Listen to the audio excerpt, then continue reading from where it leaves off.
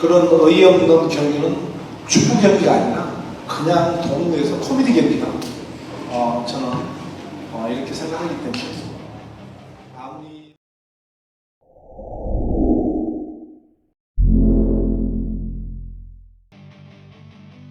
Hasil akhir Timnas Indonesia versus Australia dan pengakuan jujur Sintayong usai laga.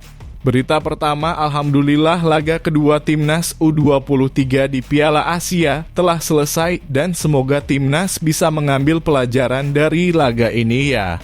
Berita kedua, Sintayong belak-belakan ke media Qatar soal wasit asal Uzbekistan Nasrullah Kabirov.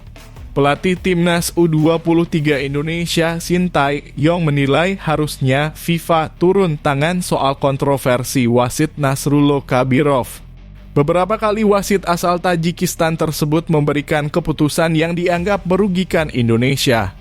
Salah satunya terkait kartu kuning kedua yang diberikan kepada Ivar Jenner. Hasilnya, pemain skuad Garuda Muda menjadi hilang fokus dan akhirnya menyerah dengan skor 0-2 di laga tersebut. Kepada media asal Korea Nate, Sintayong menegaskan bahwa masalah ini harus benar-benar diusut. Bahkan dia menilai FIFA harusnya turun tangan untuk memberikan teguran kepada wasit Nasrullah. Tujuannya agar turnamen di Asia menjadi lebih baik di masa depan. Saat ini nota protes baru disampaikan kepada AFC dan belum ada balasan. Kami berpikir untuk mengajukan komplain ke FIFA melalui Presiden PSSI. Hal-hal seperti ini harus dibenahi, kata Sintayong. Pelatih Timnas U23 Australia, Tony Fidmar, memberikan pujian kepada Timnas U23 Indonesia usai duel di laga kedua Piala Asia. Tony Fidmar menilai pertandingan berjalan sulit. Ia melayangkan pujian bahwa Timnas U23 Indonesia memiliki kualitas. Tidak ada pertandingan yang mudah. Kami harus kembali terorganisir dengan baik. Kami berharap Indonesia benar-benar memberikan tekanan yang tinggi dan kami menyadari kualitas yang mereka miliki ke depan. Ucap Tony Fidmar dilansir dari Socceroos. Ini adalah pertandingan lain yang kami jalani dengan tim yang kami anggap terbaik untuk lawan ini dan memberikan segalanya, ujarnya. Timnas U23 Indonesia menampilkan beberapa pemain yang pernah memperkuat timnas senior di Piala Asia 2023 Qatar pada awal tahun ini. Kami telah melihat banyak permainan mereka, baik dengan pemain berusia 23 tahun maupun senior mereka. Jadi ini memberi kami gambaran tentang apa yang diharapkan, kata Tony Fidmar. Kedua tim, baik Timnas U23 dan senior Indonesia juga dilatih oleh Sintayong. Pelatih Timnas U23 Vietnam, Hoang Anh Tuan, melangit dengan mengatakan Kuwait tak spesial.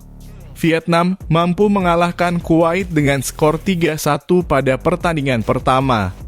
3 gol kemenangan Vietnam dicetak oleh Nguyen Van Tung pada menit ke-1 dan Bui Vi Hao.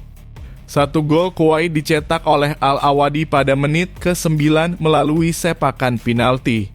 Hoang Anh Tuan puas dengan hasil akhir yang didapat Timnas U23 Vietnam. Saya hanya puas dengan hasil pertandingan hari ini, kata Hoang Anh Tuan dilansir dari Soha. Pada babak pertama, para pemain mengalami masalah mental sehingga tidak bisa menampilkan kemampuan terbaiknya sehingga menyebabkan pertandingan berjalan ke arah sulit. Yang paling khas adalah gol, ujarnya.